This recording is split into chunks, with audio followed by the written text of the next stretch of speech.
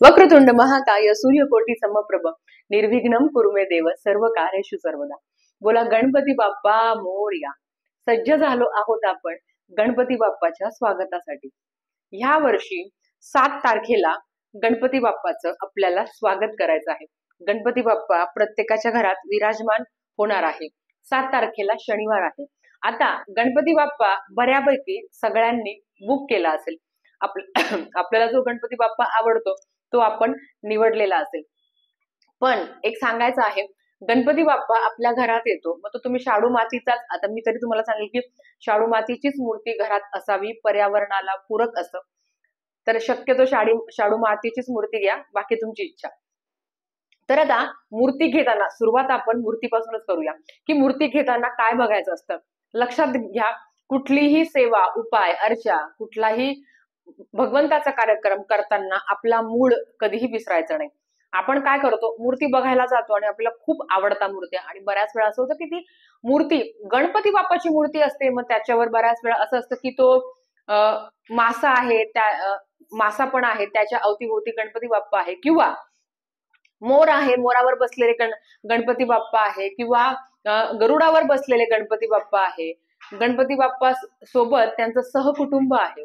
कधी कधी साईबाबांच्या स्वरूपात गणपती बाप्पा येतात, कधी कधी महाराजांच्या स्वरूपात गणपती बाप्पा येतात।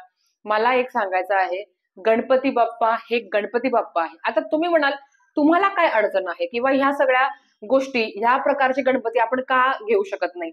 लक्षात घ्या, गणपती बाप्पांच्या मूर्तीचं विसर्जन करायचं असतं आपल्याला, पण कळत न कळत आपण गरुडाचं विसर्जन होतं, मोराचं विसर्जन होतं, गणपती बाप्पांच्या सोबत त्यांचा परिवार असतो म्हणजे शंकर आणि माता पार्वतीचं पण आपण विसर्जन करतो। म्हणून कुठलाही सण वार व्रत वैकल्य करताना आपला जो मूळ आहे तो विसरायचा नाहीये।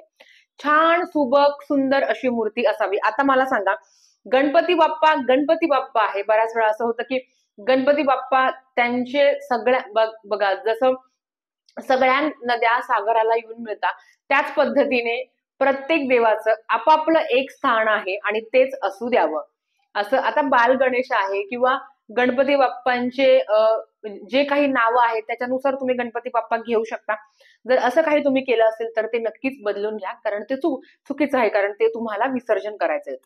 आता दुसरं की गणपती बाप्पा, आपण जेव्हा गणपती बाप्पांची प्राणप्रतिष्ठा करतो, किंवा आता त्याच्याबद्दल मी नक्कीच माहिती सांगणार आहे की गणपती बाप्पाची प्राणप्रतिष्ठा घरातल्या घरात म्हणजे मंत्र, स्तोत्र, उच्चार सगळ्यांबद्दल माहिती सांगणार आहे। लवकरच तो व्हिडिओ सुद्धा येईल। पण आता मूर्ती बघताना आपण काय बघतो की अरे गणपती बाप्पा, आणि इतके सगळेच बाप्पा इतके गोड असताना की आपल्याला वाटतं की सगळेच गुणगारी यावे, पण आपल्याला एकच मूर्ती आणायची असताना डोळे, एखाद्याच्या डोळ्यात पाहिलं की हा मला हाच बाप्पा आवडला।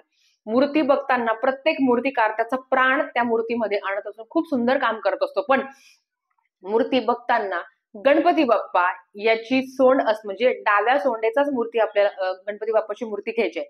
आता तुम्ही म्हणाल काय ना, उजव्या सोंडेचा का नाही, तर लक्षात घ्या, आपण जेव्हा उजव्या सोंडीचा गणपती बाप्पा घेतो तेव्हा त्याची जे काही विधी असतात ते सोहळ्यात करावे लागतात। आता एवढं सोहळं आपल्याकडनं पार होईल का, त्यांचे काही नियम असतात ते तुमच्याकडनं होईल का, नाही ना।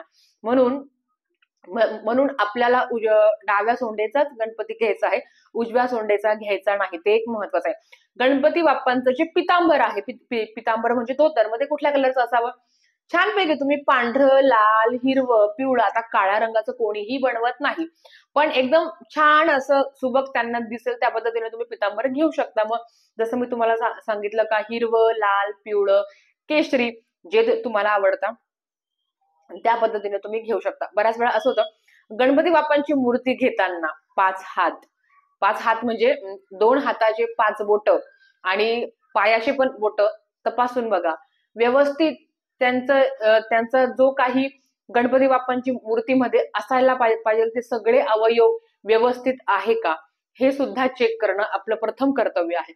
नाहीतर मग बऱ्याच वेळा असं होतं की हा आपलं काहीतरी चुकून झालं आहे आणि एकदा प्राणप्रतिष्ठा झाल्यावर ते काहीही आपल्याला करता येत नाही, ते एक महत्वाचं आहे।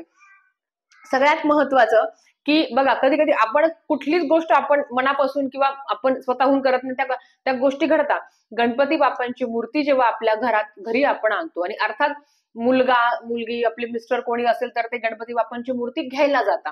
घ्यायला जाताना तुम्ही बघत असाल की गणपती बाप्पांचा जी मूर्ती आहे त्याचा चेहरा आपल्याकडे करायचा असतो. म्हणजे आता समजा ही मूर्ती आहे तर मूर्तीचा चेहरा माझ्याकडे, आणि जातानाच पाठ आणि लाल रंगाचं वस्त्र आवर्जून घेऊन जा.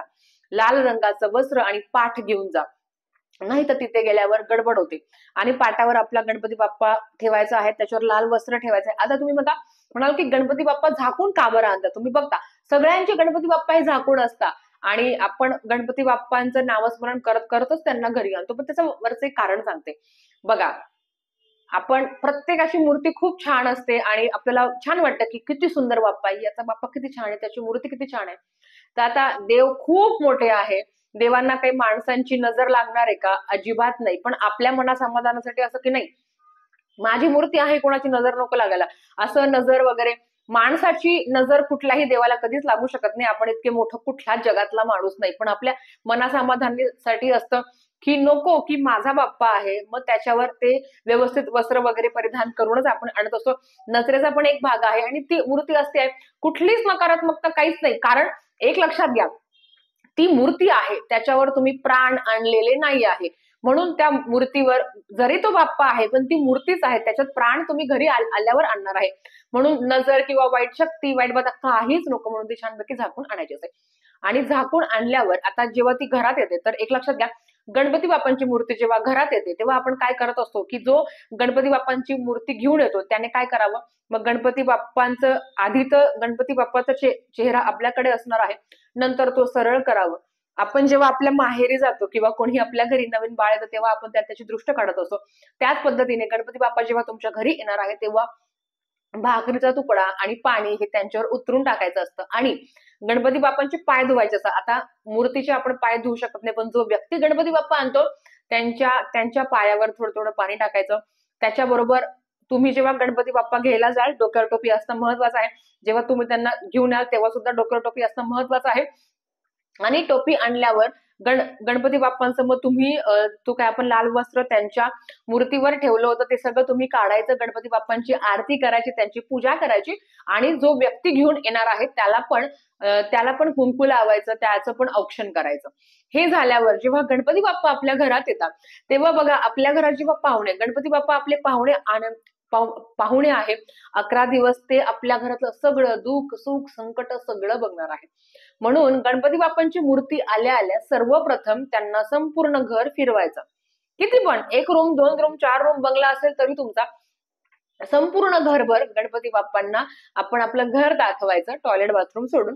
त्याच्यानंतर गणपती बाप्पांना एका व्यवस्थित जागेवर ठेवायचं आणि नंतर आपल्याला त्यांची प्राणप्रतिष्ठा करायची आहे. आता सगळ्यात महत्वाचं तुम्हाला एक सांगते की गणपती बाप्पा नेहमी हॉलमध्ये बसावा. सगळ्यांना ते शक्य होतं असं नाही आहे, कारण ते मला पण नव्हतं, म्हणून मी देवाच्या रूम मध्येच गणपती बाप्पा बसवते, कारण हॉलमध्ये एवढी जागा नाहीये.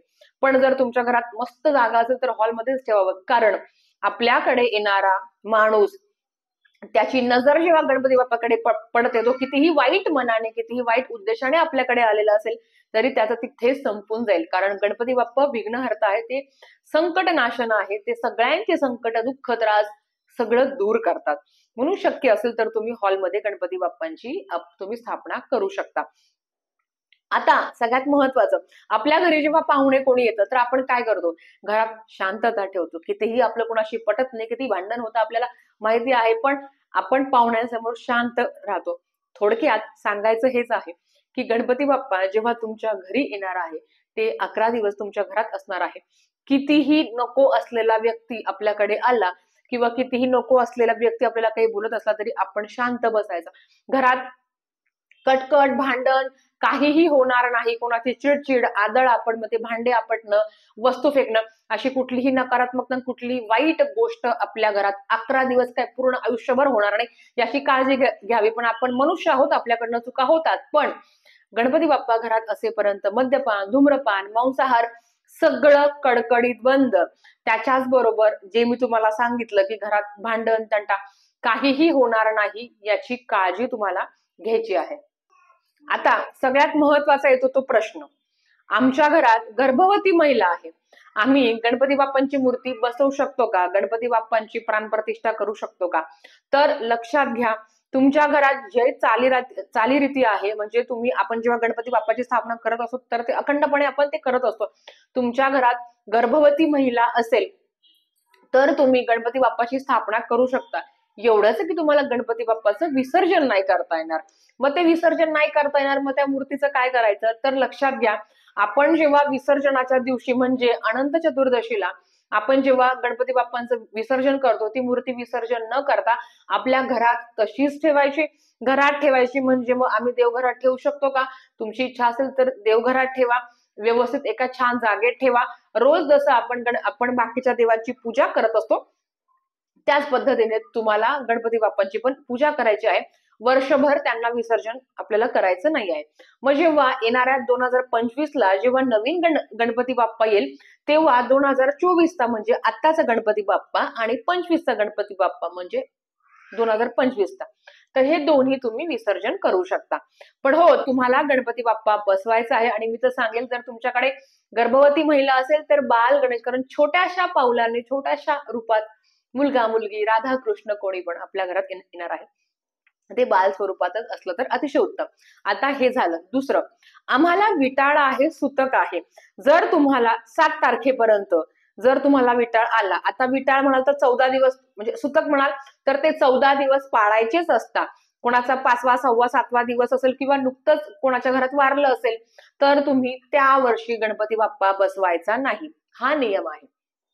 हा, आमच्या घरात बाळंतीण बाई झाली आहे तर अर्थात तो सुद्धा विटाळ असतो, मग तेव्हा तुम्हाला गणपती बाप्पा बसवता येणार नाही. पण पण समजा जर तुम्ही पहिल्या दिवशी गणपती बाप्पा बसवला आणि 2-3 दिवसाने देव न करून अशी काही वेळ आली की तुमच्या घरातलं किंवा तुमच्या भाऊबंदकीतलं कोणीतरी वारलं समजा, तर मग काय करायचं? तर गणपती विसर्जनापर्यंत शेजारी पाजारी कोणीतरी असेल तर त्यांच्याकडनं तुम्ही आरती करून घेऊ शकता. तुमच्या घरातलं कोणालाही आरती करायची किंवा देवाची उपासना करायची तेव्हा परमिशन नाही, पण हो, शेजारचं कोणी असेल तर करू शकता. नाही तर एखादे गुरुजी वगैरे बोलून रोज त्यांची आरती करणं आणि शेजारी असेल किंवा गुरुजींकडनं शेवटच्या दिवशी तुम्ही गणपती बाप्पाचं विसर्जन करायचं आहे. आता ताई, बऱ्याच वेळा अशा कमेंट्स येतात की ताई, आमच्या सासू सासरे वारून अवघे 4 महिने झाले आहे, 6 महिने झाले आहे, आम्ही सेवा करू शकतो का? किंवा गणपती बाप्पांची मूर्ती बसवू शकतो का? तर 14 दिवसच तुम्हाला पाळायचं आहे. नंतर गणपती बाप्पाच्या सेवेमध्ये खंडन पडता कामा नये. हा, जर त्या कालावधीमध्ये जर तुम्हाला 14 दिवस झाले नसेल तर अर्थात तुम्हाला तो गणपती बाप्पा बसवता येणार नाही. पण 1.25 महिना झाला आहे किंवा 1 महिना झाला आहे तर तुम्हाला छोटासा का होईना तुम्हाला घरात गणपती बाप्पा बसवायचा आहे. हे काही नियम आहे जे मला तुमच्यासोबत शेअर करायचे होते. तर गर्भवती महिलांनी किंवा ज्यांच्या घरात गर्भवती असेल तर काहीही काळजी करू नका. उलट छान पद्धतीने तुम्ही गणपती बाप्पाची स्थापना करा. त्यांचं आगमन होणार आहे, तुम्ही पण तेवढीच काळजी घ्या. आणि काहीच नाही, फक्त तुम्हाला गणपती विसर्जन करायचं नाहीये. ठीक आहे, आजच्यासाठी फक्त इतकं झालेली सेवा महाराजांच्या चरणी मी रुजू करते आणि आजचा व्हिडिओ इथेच थांबवते. आवडला असेल तर लाईक शेअर सबस्क्राईब करा. भेटूया परत अशाच एका व्हिडिओ सोबत. श्री स्वामी समर्थ.